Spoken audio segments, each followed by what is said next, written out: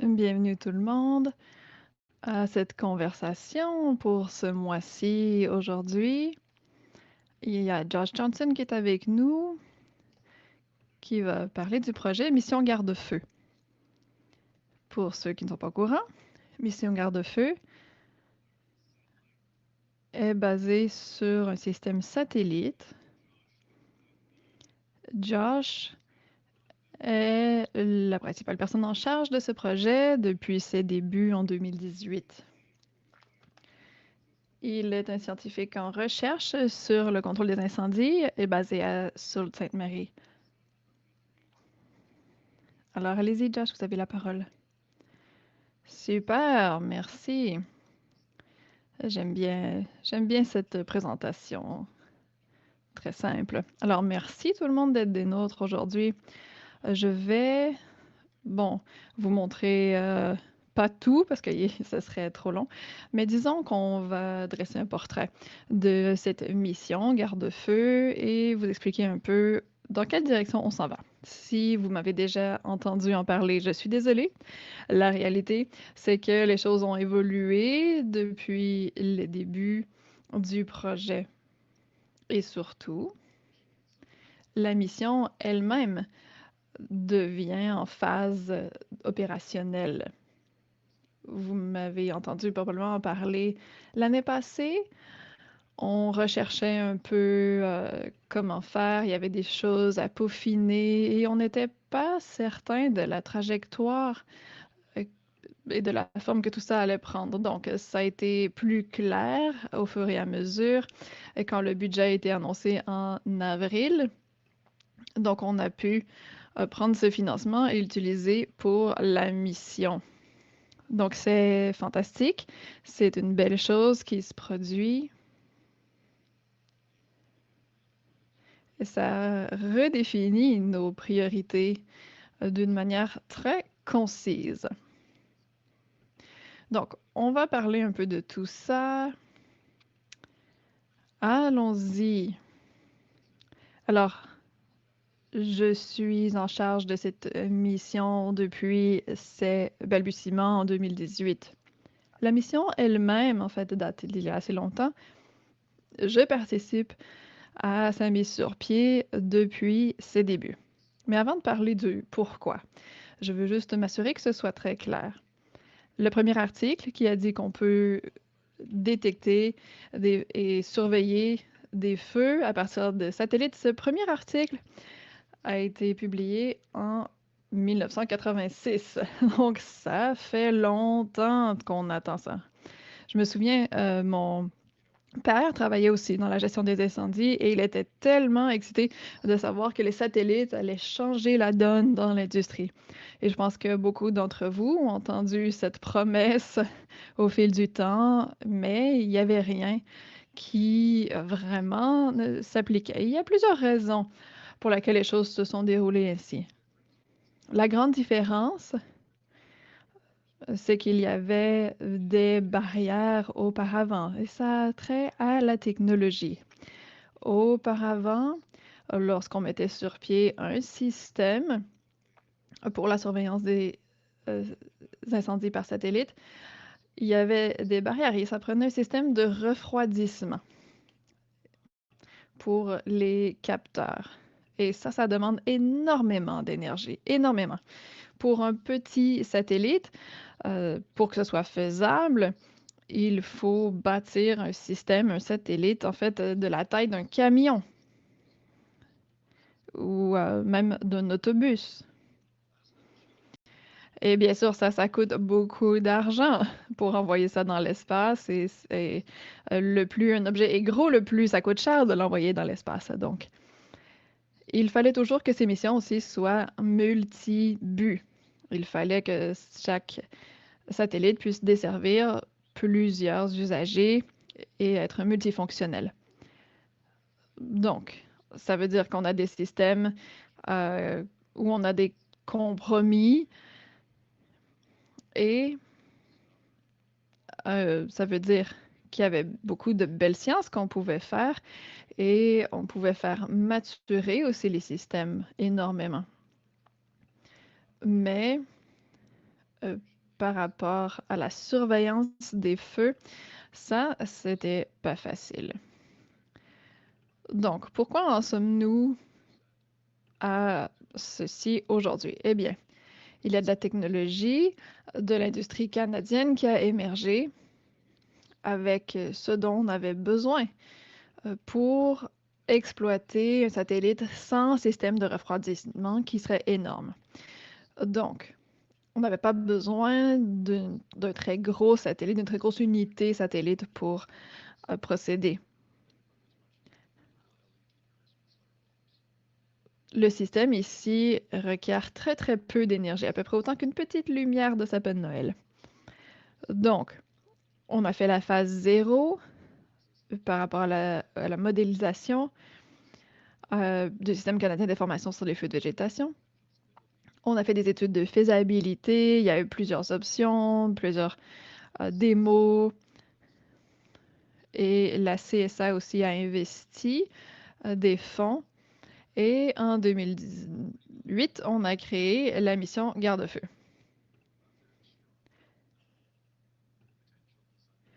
Donc, on a des critères, systèmes qui nous permettent d'avoir une mission cohérente.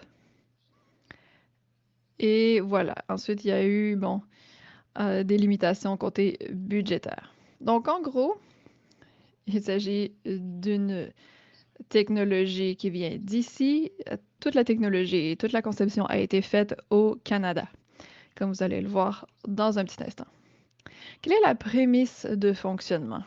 Bon, je ne veux pas vous alarmer, mais la prémisse, c'est pas la détection. Le Canada possède des caractéristiques très particulières. Ça ne fait pas très très longtemps. Moi, je siège sur plusieurs entités internationales, des comités pour la surveillance des incendies. Et ça ne fait pas longtemps que je regardais des gens qui se félicitaient parce qu'ils avaient tout ce dont ils désiraient. Ils avaient ce dôme avec des satellites géostatiques et étaient capables de faire le suivi. Mais il y a des choses qui fonctionnent pas tout à fait comme prévu. En Afrique et à l'Équateur, on a une résolution très très bonne.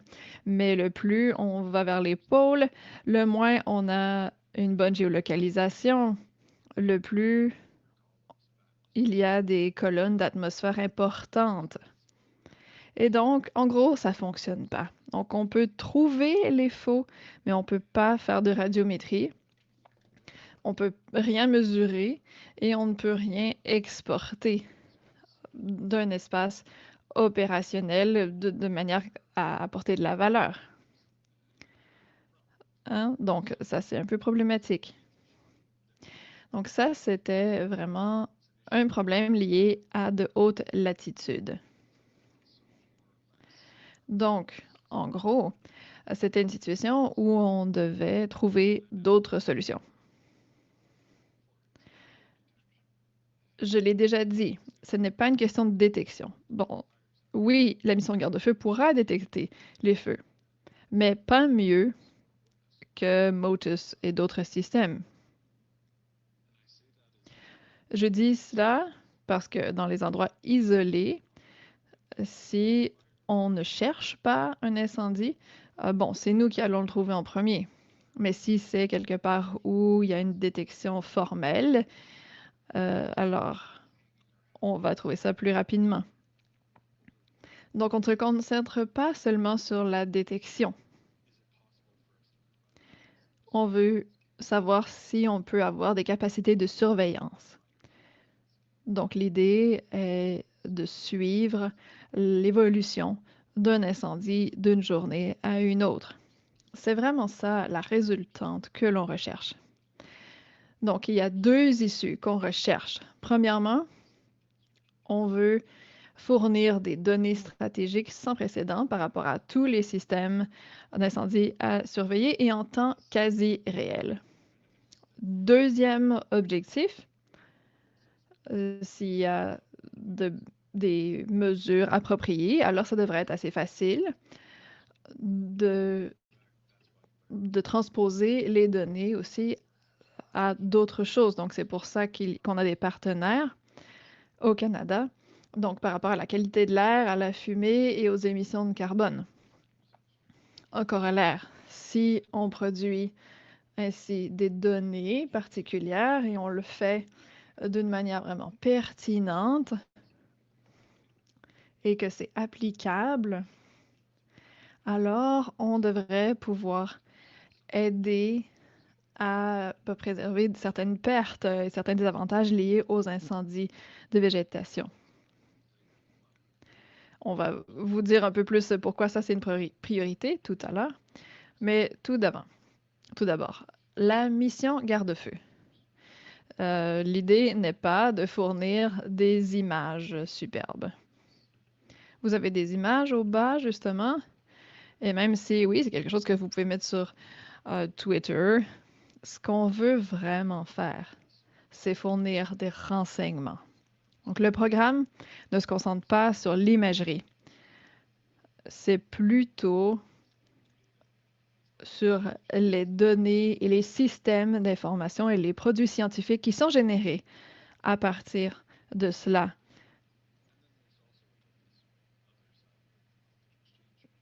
Il y a aussi un partage de connaissances, un échange de connaissances entre les provinces et les territoires pour s'assurer qu'on comble les besoins et que la conception convient bien aux besoins sur le terrain. Comment ça fonctionne? Bon, alors, un peu plus concrètement. Maintenant qu'on dit que oui, on peut faire des satellites pour nos propres objectifs de surveillance d'incendie. Comment ça se passe? Comme je l'ai dit, on ne peut pas se fier aux, euh, aux satellites géostatiques. On se concentre plutôt sur ceux qui sont des satellites LEO.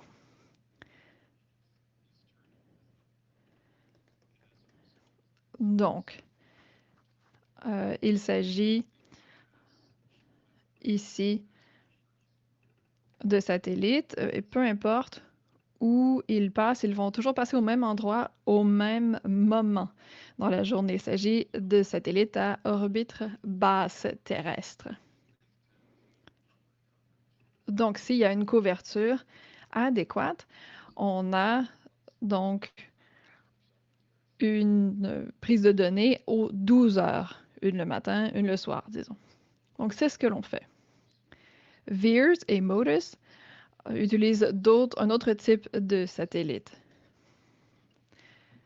Mais l'idée, c'est qu'ils n'ont pas le temps de prise de données dont on a besoin. C'est soit tard le matin ou vers midi. Et on n'a pas donc l'étagement que l'on souhaite. Je n'ai pas besoin de vous expliquer le cycle des incendies. Mais vous voyez ici que la pire période pour un incendie en après-midi n'est pas surveillée.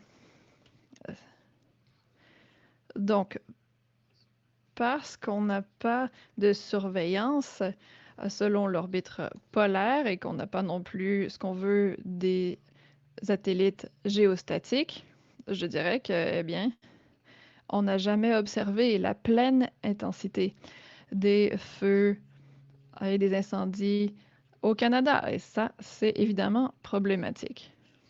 Vous comprenez donc qu'on veut utiliser ces satellites pendant la période à surveiller en fin d'après-midi. Le système sera très similaire à celui de VIIRS. Vous avez donc ici une grande partie de la période maximale qui est couverte.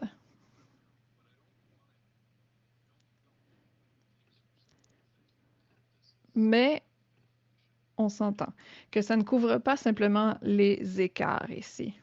Ça fait plus que ça. Donc, dans le monde des incendies, des satellites, on appelle ça une constellation virtuelle. On veut que le système fonctionne avec un autre système opérés par une autre agence, que c'est en fait VEERS dont il s'agit. Nos données ne doivent pas être similaires, elles doivent être vraiment identiques. Donc, si vous connaissez certains de ces produits, comme Day of Burn, peut-être que vous avez seulement un point d'observation par jour. Donc, ce qu'on veut faire, c'est aller vous chercher une large gamme de caractérisation à 13 heures et ensuite à 18 heures. Et ça vous permet de bien évaluer où s'en va le feu, à quel point il se déplace rapidement, etc. Et ensuite, on génère un produit. Et il y a des points décisionnels ici sur cette ligne du temps. En général, il y a des décisions à prendre vers le 19 heures. Donc, on veut faire sortir les produits avant cette période.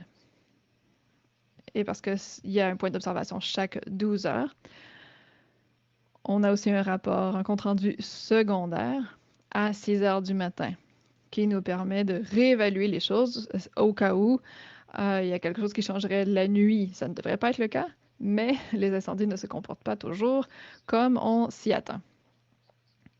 Donc, voici un peu plus de détails.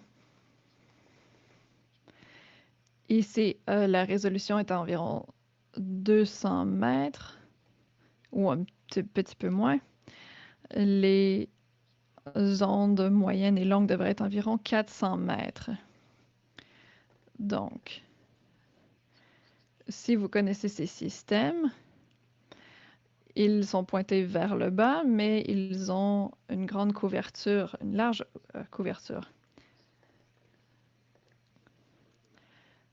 Donc, le plus on s'éloigne, le plus on a des problèmes. En Motus, on a des kilomètres, mais on a en longueur, mais très peu en largeur. Ici, on revient réduire ces problèmes. Je pense qu'on en est à 5% ou 2% dans tous les cas. C'est fait pour être pointé justement directement vers le bas.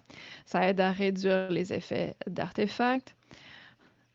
C'est ce manque de conformité qui nous cause des problèmes. Et on ne peut pas faire ça avec seulement un satellite. Il s'agit d'un convoi de plusieurs satellites.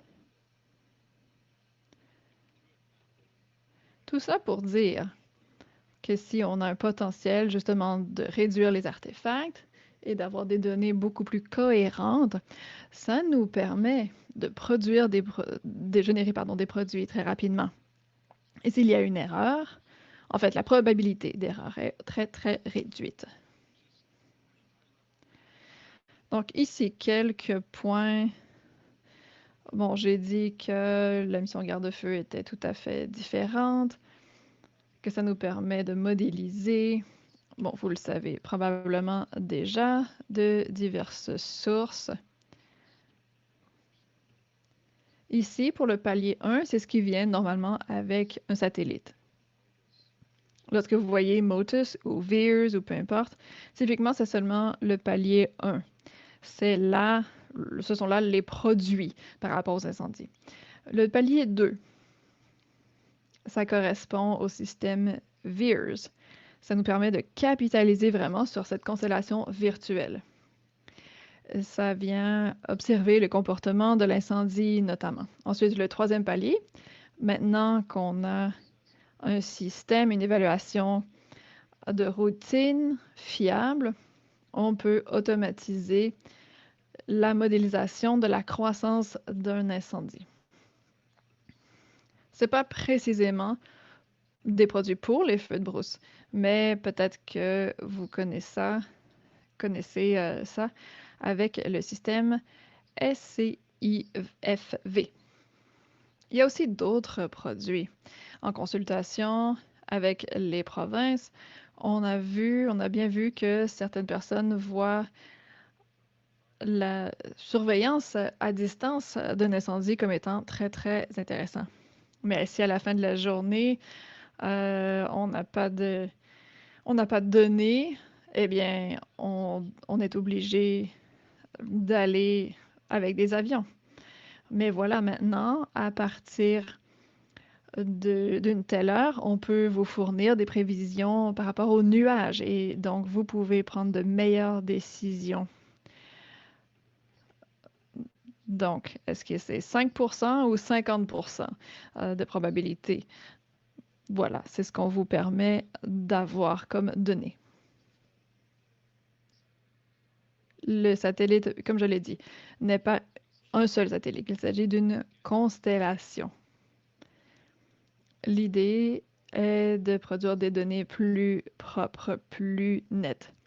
Voici l'orbite ici qui nous vient de la première phase, la phase 1. Ce n'est pas la même configuration, mais en gros, c'est ce que vous pouvez voir. 3 satellites dans le convoi. Et parce que la Terre tourne à un certain point, il y a un étagement, un chevauchement, et c'est presque aligné. Ça nous donne l'idée qu'on a une image satellite unique. Mais c'est un peu comme les 3 mousquetaires qui font leur travail. Je parle de tout ça. J'ai dit qu'il s'agissait d'une mission canadienne qui pourra couvrir la Terre entière. À ce stade, nous avons seulement de la capacité pour couvrir le Canada. Donc, il y a beaucoup de travail qui se fait en ce moment. C'est surtout moi, en fait, qui s'en occupe pour avoir une approche internationale. Une note, quelque chose qui est important ici. On a ici les fréquences de reconsultation. Donc, on parle ici au Canada de 12 heures. La réalité, c'est ça. Près de la frontière avec les États-Unis, on voit des petits triangles qui ne sont pas suivis. Et ces triangles ne sont jamais au même emplacement, ils se déplacent. Donc, disons que vous êtes à Fort Frances, vous êtes exactement là où vous pourriez manquer un feu une fois par semaine ou quelque chose dans le genre. C'est à peu près ça, la quantité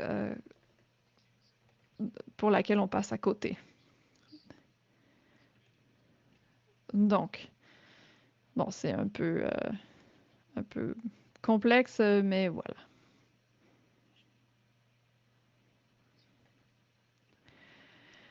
Voici un schéma très complexe. Je ne vais pas en parler. Si vous voulez en discuter davantage, contactez-moi et je pourrai vous en parler davantage. Mais en gros, l'idée, c'est qu'il faut avoir une dynamique très bien ficelée avec le contrôle satellite, la collecte de données, le processus d'accueil et intégration, le processus terrestre. Donc, il y a beaucoup de composantes dans ce processus. L'archivage aussi des produits et les échanges d'informations. Il y a aussi, bon, bien sûr, des campagnes aériennes qui peuvent être menées. Tout doit être considéré.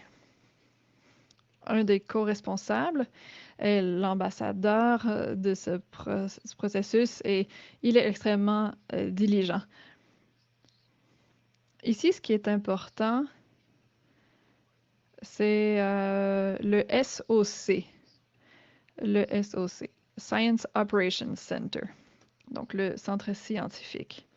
C'est là qu'on fait, en fait, qu'on achemine les données. Il y a un mélange donc de EMDMS et de SCIFV. Donc, on ne réinventera pas la roue si vous connaissez déjà le système canadien d'information sur les feux de végétation. Vous êtes déjà au fait de tout ça. Donc, voici le portail, une idée du portail. Donc, ça ne veut pas dire que tout le monde va y avoir accès exclusivement par le site web. On aura la possibilité de fournir des produits à des provinces ou à des territoires individuellement si c'est là votre besoin. Mais on peut aussi utiliser le système autrement. Maintenant, quelques mots concernant l'échange de connaissances. Tout ça ne sert à rien, évidemment, si ce n'est pas utilisé. En gros, c'est l'idée. Donc, on veut vraiment avoir les gens qui vont être des ambassadeurs, mais ultimement, ce sont les scénarios d'utilisation qui viennent de gens comme vous qui m'écoutez en ce moment. Donc, on a investi beaucoup pour l'aspect en aval. On parle de 30-40% peut-être de l'investissement qui est allé justement en aval, qui cible les programmes d'échange de renseignements. Si vous ne savez pas qui à votre agence est le représentant pour ces choses, certainement, il y a des gens qui vont pouvoir vous aider. Écrivez à Colin si besoin. Mais voilà, c'est lui qui s'occupe de tout ça.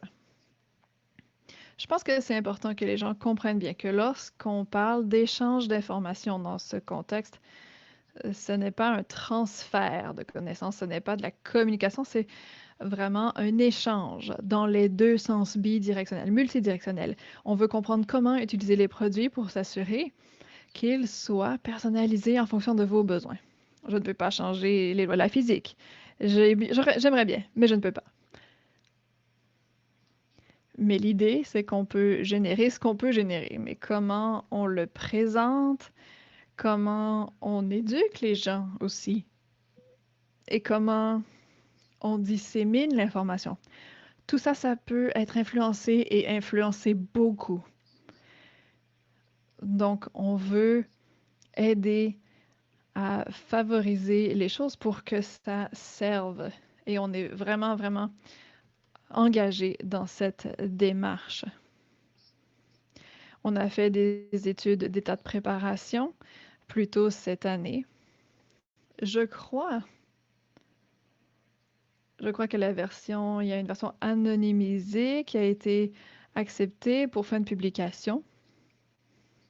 Je pense que chaque agence aussi a reçu un compte-rendu interne par rapport à leur propre état de préparation. Donc, ce n'est pas nécessairement une critique, mais juste un moyen de voir, bon, il nous reste quelques années, qu'est-ce qu'on veut prioriser par rapport à nos investissements pour se préparer à quelque chose comme ça, pour évaluer la disponibilité opérationnelle. Il y a des choses malheureuses qui se produisent parfois. Hein, il y a quelque chose qui pourrait exploser sur la plateforme de lancement. Hein. Et si ça se passe, ne me parlez pas pendant un jour ou deux, s'il vous plaît. Mais l'idée, c'est que si on se rend là et que tout s'est bien passé jusque-là, alors notre pays sera mieux préparé à utiliser ces données que tout autre pays au monde. Ça veut dire que s'il y a des feux de brousse qui se propagent, bon, on n'y peut rien. Mais ça sera hautement amélioré. Donc, il s'agit d'un filet de sécurité d'une certaine manière.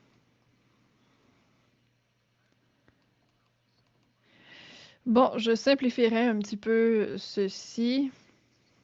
Hein, la science est mature, mais il faut peaufiner certaines choses par rapport à ces applications bien pointues. On sait comment le faire, mais personne ne l'a fait encore. Donc, il faut tout simplement passer à la mise en œuvre de ce côté. C'est ce qu'on fait. Il y a aussi des processus d'appel d'offres industrielles. J'aurais voulu vous en dire plus, mais en ce moment, on est en attente. Mais j'espère que cette semaine, on aura plus de nouvelles. Bon, je devrais pas dire ça. Je veux juste vous dire, on y travaille.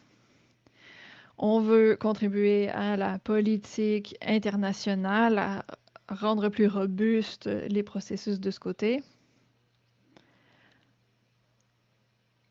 Ensuite, le développement de produits de données, aussi la capacité, la disponibilité opérationnelle par rapport aux technologies de l'information. On y est. Et tous ceux qui connaissaient Colin euh, savaient que l'échange de connaissances est très important pour lui et que ce processus vraiment est en cours. On planifie lancer tout ça en 2029. Normalement, c'est bon pour 5 ans, cette version des outils. Et c'est là, en fait, que le gros des coûts se situe. En ce moment, on est en train de déorbiter Motus. Il a été lancé en 2001 ou 2002 et il devait durer seulement 5 ans. Donc, on a une garantie que quelque chose peut durer au moins 5 ans, mais normalement, on s'attend à ce que sa durée de vie atteigne 10, 15, voire 20 ans. Et on peut élargir le programme à partir de là. Donc, ça devrait bien se passer de ce côté-là. Alors, voici les gens sur l'équipe. Et voilà, à ce stade, je peux prendre vos questions. Si je peux revenir à l'écran principal.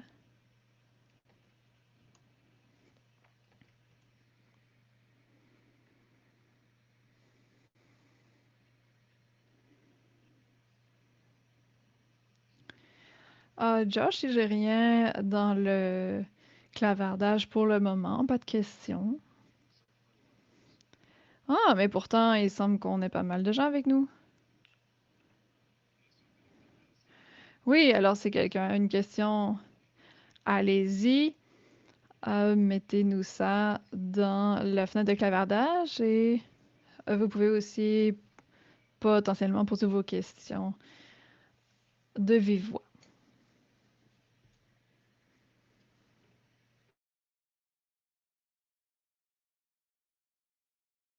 Eh bien, je suppose que les gens sont en réflexion. Moi, bon, je pense à la détection. Je pense qu'on a déjà eu cette conversation, mais peut-être que vous pouvez nous en dire plus par rapport au pourquoi. Je pense que je comprends. Et bon, et c'est sûr qu'il y a des temps de traitement, tout simplement, qui doivent être tenus en compte et les délais. Donc, il y a des grandes promesses qui nous arrivent, des gens des satellites géo-orbitaires ou géostatiques. Mais voilà. Ouais, ben, la semaine prochaine, justement, j'en parle dans un webinaire. Mais bon, par rapport aux satellites, il y a une différence fondamentale. Si vous faites de la détection conventionnelle, vous cherchez de la fumée, normalement. Même avec la détection aérienne, c'est ce qu'on cherche, de la fumée. Donc, si la fumée s'échappe de la canopée, alors il s'agit de petits feux. Mais typiquement, ça s'éteint facilement. Si on fait de la détection autrement, on vient chercher la signature de chaleur. Donc, quand les gens parlent d'une zone comme pour Motus, on dit souvent qu'on parle de 100 mètres carrés pour la détection, pour la zone de détection. Et c'est vrai. Mais ça, c'est s'il n'y a pas de canopée. Il y a une signature thermique très élevée. Mais c'est très différent dans d'autres cas. Quand on parle de la canopée boréale est très dense. Donc, à ce moment-là, la signature thermique doit être très élevée. Donc, pour le système Sentinel-3, qui est le remplacement pour Motus, on parle d'un feu qui se consume à environ 1,5 hectares avant qu'il soit visible. Avec VEERS, un peu mieux, peut-être 0,3 hectares. Mais pour couvrir cette zone, une telle zone, et je parle donc de l'ensemble qui a une signature thermique ici avec un feu qui se consume, eh bien, la lutte est perdue jusqu'à ce qu'il y ait des flammes ouvertes au-delà de la canopée. Autrement, ça va être très difficile de voir ça. Et donc, les satellites géostationnaires sont bien pires. Bon, il y a des gens qui disent que l'intelligence artificielle peut aller au-delà, mais bon, il faut atteindre un certain seuil et ça ne se peut pas sans une certaine quantité de chaleur.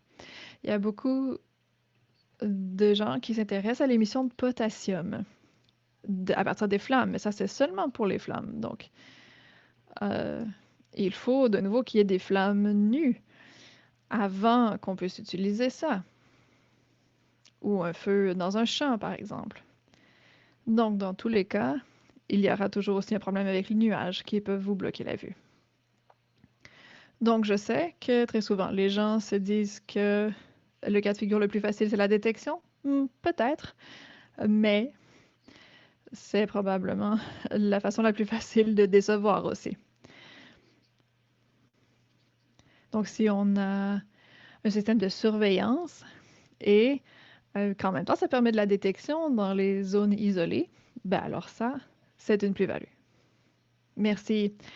Dans le clavardage, il y a quelqu'un qui demande est-ce que vous êtes en lien avec les gens de l'Alaska?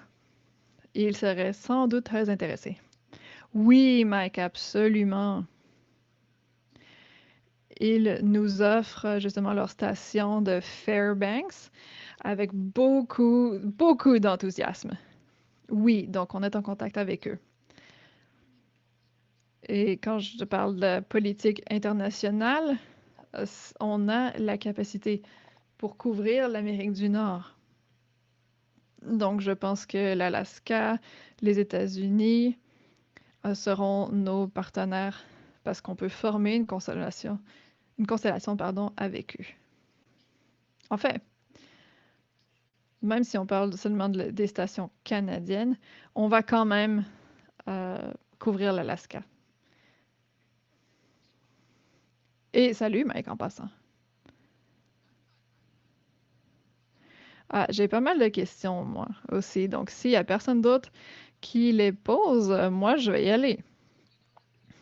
Donc, on sait que le système Motus est démantelé, est en voie de démantèlement. Je pense que, justement, ça sera complètement démantelé bientôt. Donc, on va travailler avec VEERS. Quel est le calendrier prévu pour VEERS? Eh bien, bon, premièrement, avec Moses, je pense qu'on a gagné la bataille pour qu'il reste en orbite pendant un moment. Donc, le système VEERS, c'est un peu différent. C'est un peu comme les satellites GPS et le système NOAA qui maintiennent une continuité. Donc ça, c'est un système d'exploitation. Donc, il y aura une continuité par rapport aux missions VEERS. On ne peut pas vraiment prédire ce qui va se passer avec les unités actuelles. Ce que j'ai entendu jusqu'à maintenant,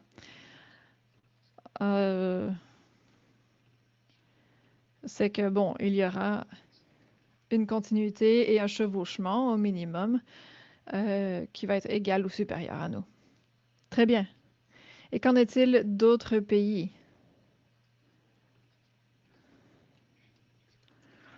Ah, ben, c'est compliqué. C'est compliqué. Je ne vais pas trop en parler pour le moment. Il y a eu des messages très publics qui ont été envoyés publiquement. Et on dit toujours que le système devrait couvrir l'ensemble du globe. Et dans la phase 1, on a vu que ça ne devrait pas être un problème pour l'orbite entière. Donc, la question qu'on pose, c'est bon, d'autres pays doivent tout simplement fournir certaines choses et ensuite on coordonne avec leur station terrestre. Je ne crois pas que ça ait changé. Toutefois, il y a des questions par rapport à ces liaisons descendantes. Est-ce que ça va apporter davantage d'usure pour le corps noir? Est-ce que ça pourrait réduire sa durée de vie? Si on regarde à ses composantes, probablement pas, mais je ne pourrais pas garantir quoi que ce soit jusqu'à ce qu'on fasse des tests appropriés et qu'on ait les politiques nécessaires pour le faire. C'est moi qui dois justement qui siège sur ces comités par rapport à l'observation des incendies. Et ça, c'est une priorité. Absolument.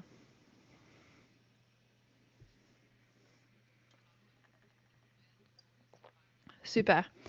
Et quand Modis sera démantelé, est-ce que le Canada prévoit autre chose? Eh bien, par rapport à Modus, il y a déjà un remplacement qui est rendu. Donc, il s'agit du programme Copernic avec des instruments SLS-DR, avec du ATSR. Il y a donc des canaux, des instruments principalement spécifiques aux incendies. Donc, c'est ça qui nous permet d'avoir un chevauchement adéquat. Mon superviseur contribue donc au Sentinel-3 et on travaille notamment sur la zone de Red Lake. Donc ça, c'est le remplacement.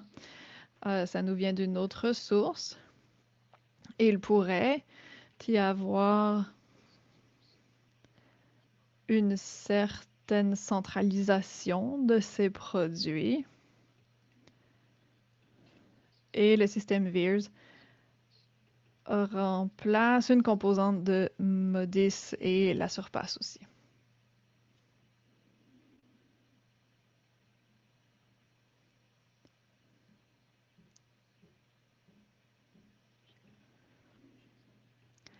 Donc, moi, j'ai d'autres questions, mais je veux quand même laisser la chance aux gens. Ouais, moi, je veux recevoir des questions. Et en passant, je veux souligner, je sais que le plus jeune scientifique des incendies était avec nous. Donc, je veux souligner ça au moins. C'est super. Voilà, très cool.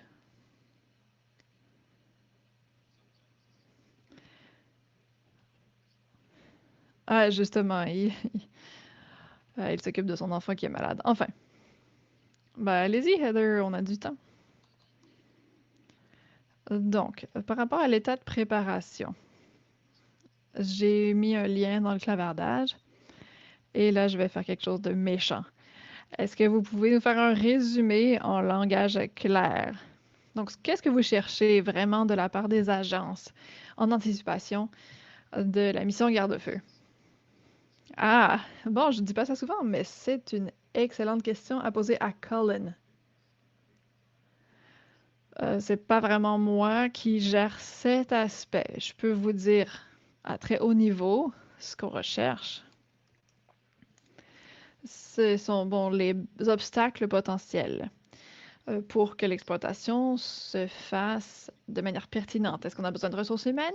Est-ce qu'on a besoin de technologie de l'information? Ou de gestion de l'information? Donc, ce genre d'évaluation.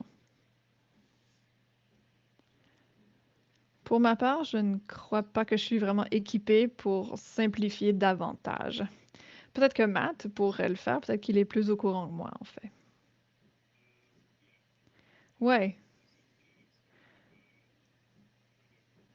En gros, on essaie de travailler avec chaque agence pour identifier où ils voient leurs propres faiblesses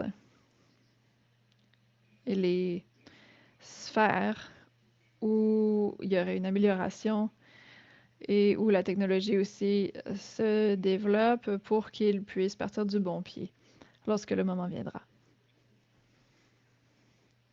Oui, et ultimement, tout le monde utilise Modis, hein, on connaît ça très très bien.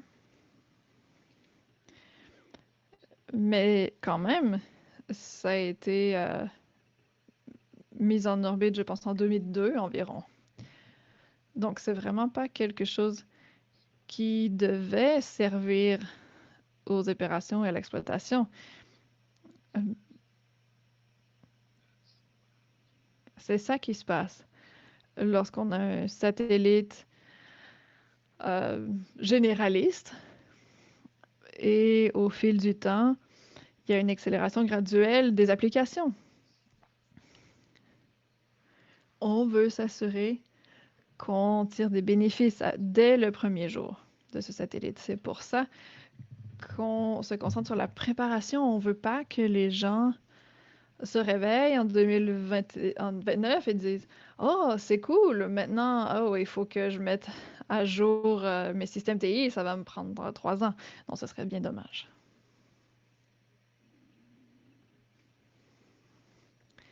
OK, d'autres questions?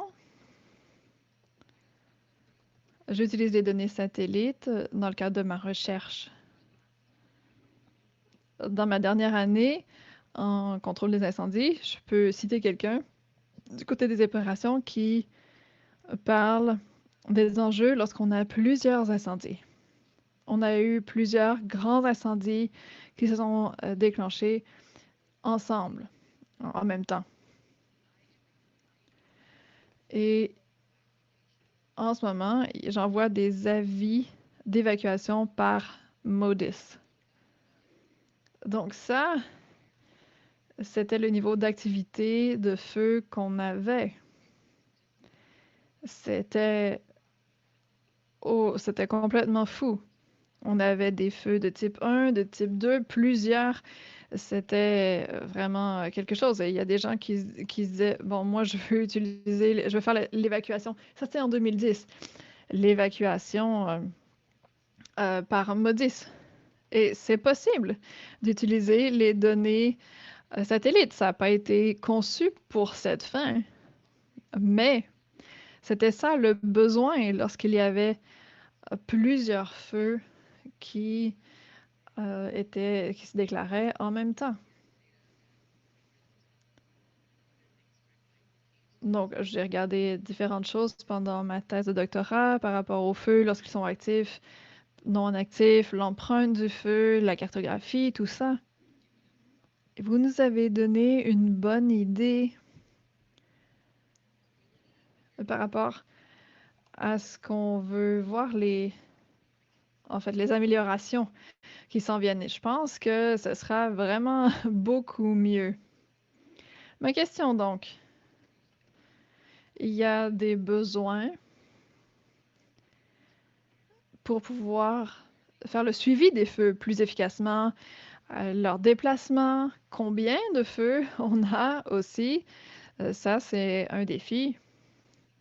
On avait tellement de feux dans une journée qu'on avait de la difficulté à savoir combien de feux étaient déclarés euh, dans l'ensemble du paysage.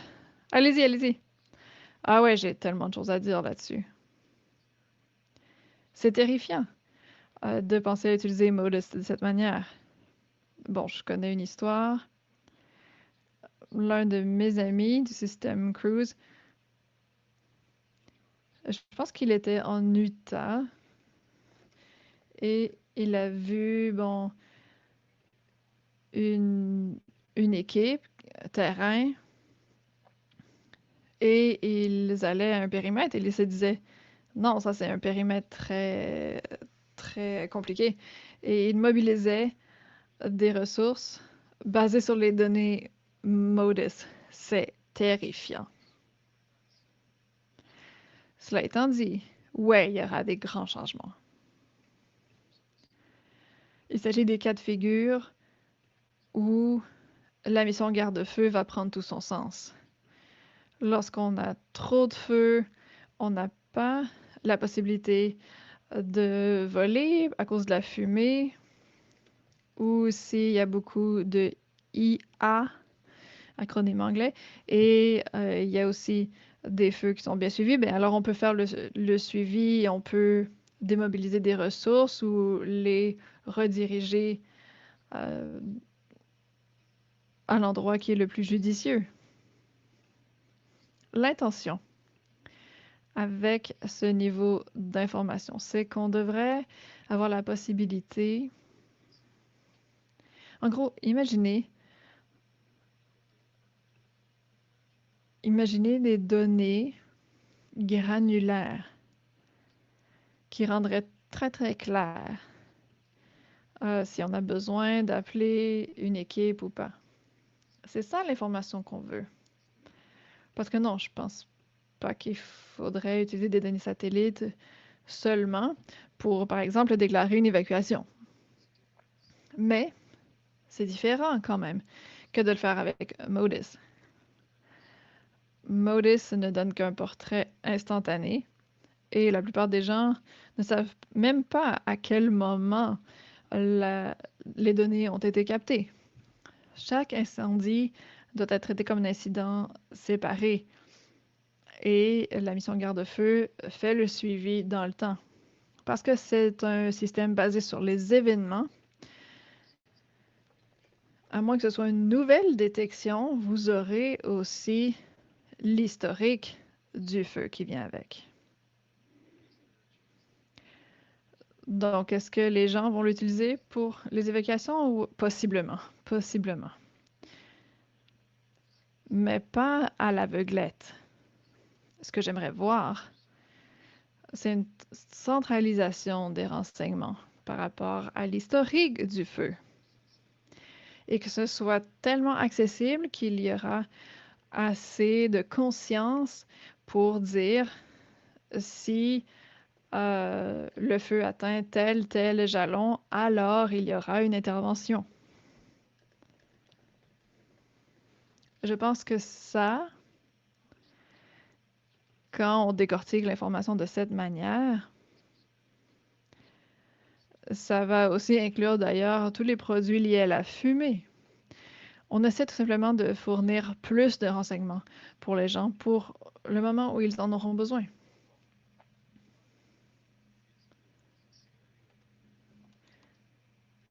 Donc, on en est à la fin de la journée, disons, et on essaie de voir, bon, est-ce que j'ai encore du carburant pour mes hélicoptères demain? Et quelqu'un dit, ben, qu'en est-il de tel feu? Et là, on peut aller voir rapidement, qu'est-ce qui se passe et qu'est-ce qui a été fait dans l'après-midi? Est-ce qu'il y a eu des surprises? Quoi que ce soit du genre. C'est le genre d'usage que j'espère voir. Donc, pas en dernier recours, mais plutôt une manière de d'éclairer nos décisions davantage. Parfait. Une dernière question. J'étais en Australie en 2019-2020 et il y a eu des problématiques. Est-ce que donc il y a une pénétration de la fumée? Ouais, c'est toujours drôle lorsque les fournisseurs essaient de nous parler de quelque chose qui va voir à travers la fumée. Donc, oui, les ondes moyennes peuvent le faire, mais lorsqu'il y a de la vapeur d'eau aussi, en grande quantité, c'est une autre paire de manches. Donc, hein, le champignon blanc, ça va être plus compliqué. Donc, si c'est seulement de la fumée, c'est pas un problème. L'une des choses qu'on fait, on procède différemment en fait, c'est qu'on va inclure aussi, bon, normalement, un satellite montre un nuage, on va aussi faire de la discrimination des nuages avec plus ou moins de fumée. La raison pour laquelle on fait ça, c'est qu'au lieu de montrer seulement un nuage au-dessus du feu, on peut identifier que ça, c'est vraiment quelque chose qui vient du feu, que la fumée vient de ça. Et donc ça nous donne plus d'informations. Donc, si l'incendie est en train de se réchauffer à quelque part. Donc, à part ça, cette fumée blanche épaisse qui vient ralentir la combustion, oui, on pourrait voir à travers.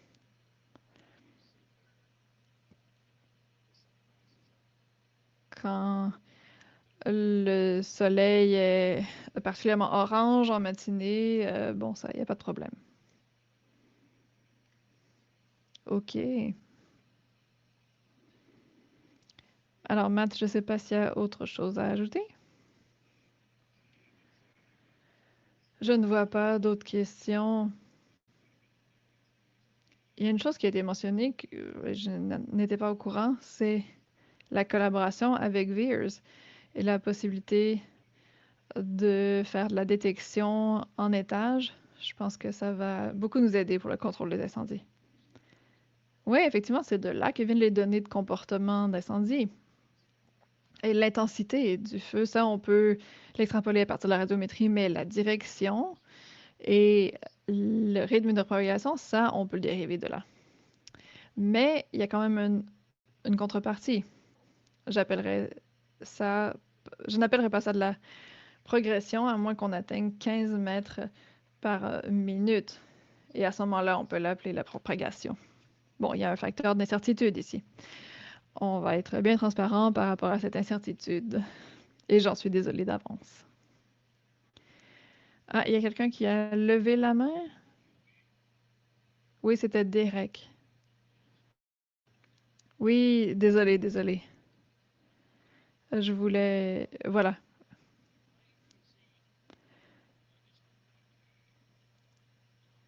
Pour revenir aux commentaires, par rapport à les évacuations par rapport à l'imagerie satellite. Je pense pas que ça se passerait ici, mais dans certaines circonstances, on utiliserait ça euh, dans nos données parce qu'on est proche d'une interface de feu de brousse, peu importe où on est.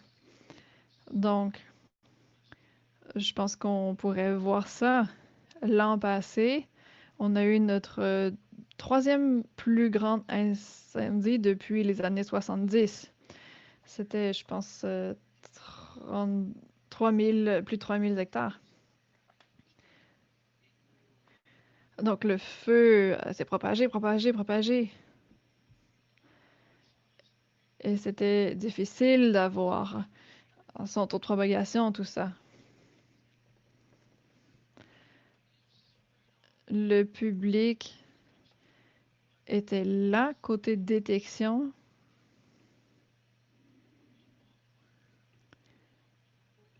Donc, c'est vraiment là notre préoccupation, cette interface. Au poste de contrôle, en plein milieu de la province, on veut savoir ce qu'il en est.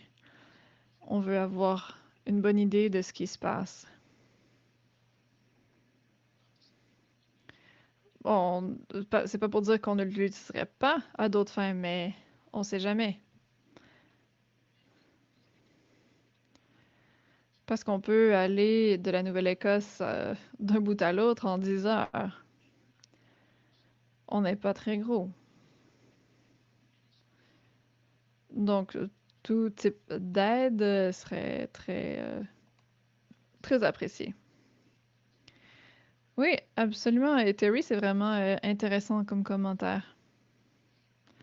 Je suis toujours sous le choc par ça. Je pense que c'est 60 ou 70 % de la masse terrestre qui est classée comme étant interface urbaine. Ouais, il y en a beaucoup. Ouais, il y a pas beaucoup d'espace où on a du jeu. Ouais, effectivement.